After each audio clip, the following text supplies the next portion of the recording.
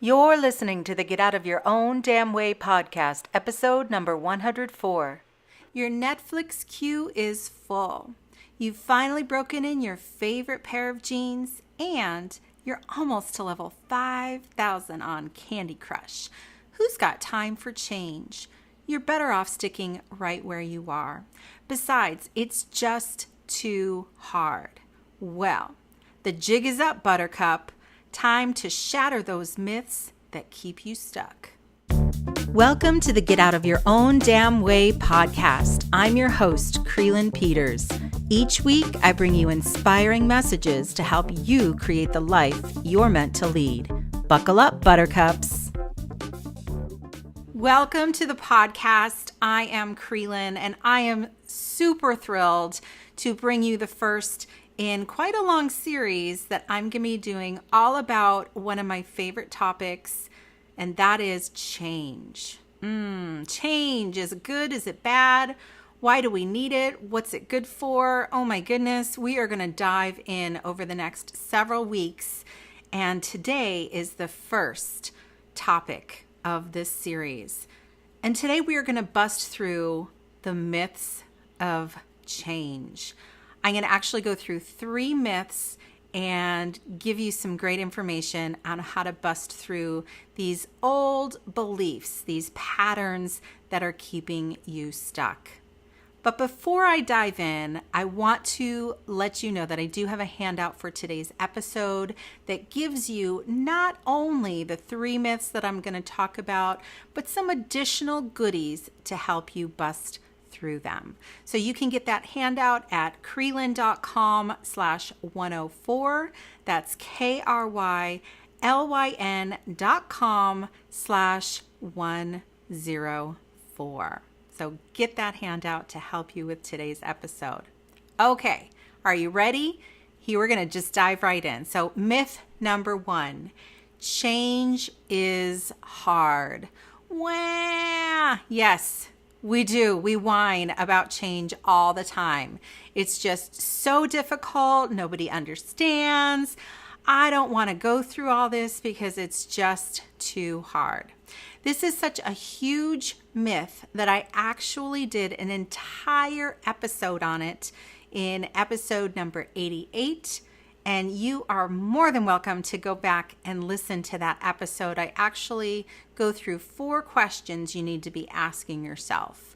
So I'm not going to go through those questions today. I'm actually going to give this myth a different spin. So I think that we use the word hard in ways that may not be as descriptive as we think they are. So let me give you an example. We often say that change is hard. So like, what is our goal? Is our goal hard to achieve? Is that what we're saying? Or are we saying that the process of change is hard? And I'm going to kind of confront both of those because I don't think really that achieving the goal is necessarily the hard part. I don't think that the goal in and of itself is hard. And I know that it may get some feedback on my opinion, which is absolutely fine. Feel free, bring it on. However, what I think gets hard, or what has the reputation of being hard in this whole process of change, is the story we attach to the process. So it's the drama that is created, not necessarily from the process of change, but from what we tell ourselves about that process. And it could be what we're telling ourselves as to why we cannot achieve this change or this goal. And it could be what we tell ourselves as far as what might happen if and when we achieve this change or goal. So think about that for a minute. There's a lot of drama that we create in our own lives. Not necessarily that we like the drama, but it's kind of what we're used to in a way of distracting ourselves from the challenges that we face or from the difficulty or the discomfort. And I'm actually going to do an entire episode all about discomfort later in this series and it's going to be really good because it's a huge part of change, as we all know, right? So one of the things I want to talk about here as far as change is making the decision to change. And I actually did an episode already on that one, and I can't remember the name off the top of my head, but I will definitely put it in the show notes so that you can reference that episode as well. However, I want you to think about a time when you were in the process of making a decision. Do I move forward with this particular change, or do I not move forward? So those are the two options, right? Think about a time when you made the decision to go ahead with the change. What happened after you made the decision? Were things still really, really, really hard as far as being able to complete the process? And some of the steps might have been hard, but I would contend that most of the steps are easy or easier once we have made that decision. And that decision comes with commitment, and it comes with a trusting not only ourselves, but in other people or in the universe, or however you define trust, trusting that the process and that you will also get the resources and tools you need in order to effectively go through that change. So I contend that change is not hard, but it's our perception, and it's the stories that we tell. And that once we make a decision, it actually becomes easier and more flowy, for lack of a better term, once we make that decision. Okay, so that's myth number one. So myth number two is got a little bit of a spin on it. So change is impossible, so why try? So it's a little similar to the change is hard one, myth number one, but it has this added kind of thing on there. So like, why even bother? Because it's just impossible. And we already kind of debunked the change is hard, right? So now we're talking about change being impossible. So I want to say something about adaptability here. We have survived and evolved as a species over many eras, and we have had to adapt, okay? And it's not always comfortable. I'm going to be talking about the discomfort that comes with change in a future episode, but I really want to hone down this idea that why even bother changing? The thing is that we have to change. It's inevitable. We cannot move through life and get what we want and live a life of meaning and purpose if we are not changing. So we may not like to change. However, we need to change. We need to adapt in order to continue to grow and thrive. So there's a saying that you've probably heard that I think goes really well with this myth, and that is the devil you know is better than the one you don't. So again, we get really kind of stuck in our ways sometimes, and it can be really uncomfortable to move forward. And here's what I want to say about that. And I'm going to talk about this again in a future episode in more detail, but there's going to be discomfort either way. And if you're being honest with yourself, if you have any sort of a longing or a desire to be better, to move forward, to achieve, to change up your circumstances, then you are going to feel some level of discomfort if you're not doing it, if you're not going for it. And then, of course, you're also going to feel some level of discomfort when you do go for it, okay? So what I want you to really tap into is that desire, that longing.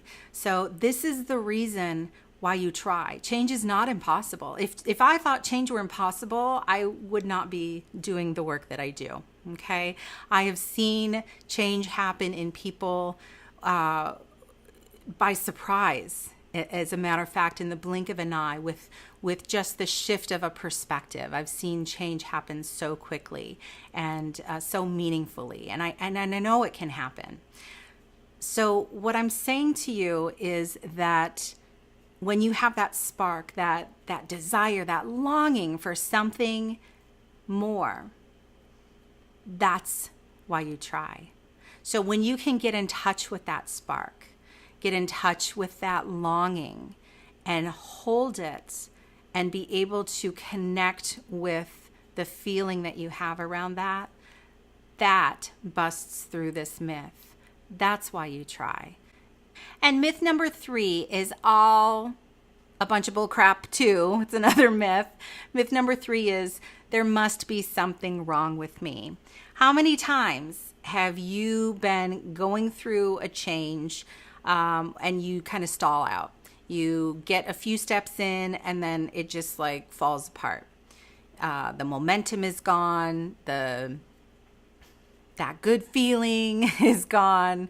And I know we've all been there. I work with so many people who have gone down that path of starting something and then it just peters out. It stops, it stalls. It's kind of this stop-start pattern of, you get really excited, you hit a snag and then it just kind of falls apart. And that snag could be so many different things. It could be fear. It could be your own critical thoughts about the situation. It could be life circumstances getting in the way, right? So it could be so many different things. However, there's this pattern that happens. And you know what? It's natural. And I'm going to talk more about this in next week's episode when I talk about the truths of change. So this week is the myths of change. Next week will be the truths of change. So what I want you to remember with this myth is that it's a dance. Some days your journey will be smooth and you will move forward. Some days you will move backward. I call this the dance. So it's 1 step forward, 2 steps back, 3 steps forward, 1 step back. And it's just this constant kind of flowy movement. I'm like kind of swaying as I talk about this right now. But the thing is to remember that you're moving. You're either moving forward, you're moving backwards. Sometimes you're moving sideways and like off the chain, like off the beaten path. But at least there's movement. And that's what you want. You want the movement because the movement creates momentum and the momentum will get you forward faster. So when you do the stop-start thing, it's harder to get started again. However, if you continue the dance, knowing that part of the process is movement, no matter what direction it is, then this myth is totally busted. There's nothing wrong with you. It's just part of the process. All right, so I have shattered the 3 myths. We've talked about them, and definitely head on over to krylyn.com/104 to download the handout for today's episode so that you can be the fabulous mythbuster that you are. Thanks for listening to the Get Out of Your Own Damn Way podcast. If you've been inspired, please share the podcast with your friends. You can find us on iTunes or at Krylyn.com. KRYLYN.com.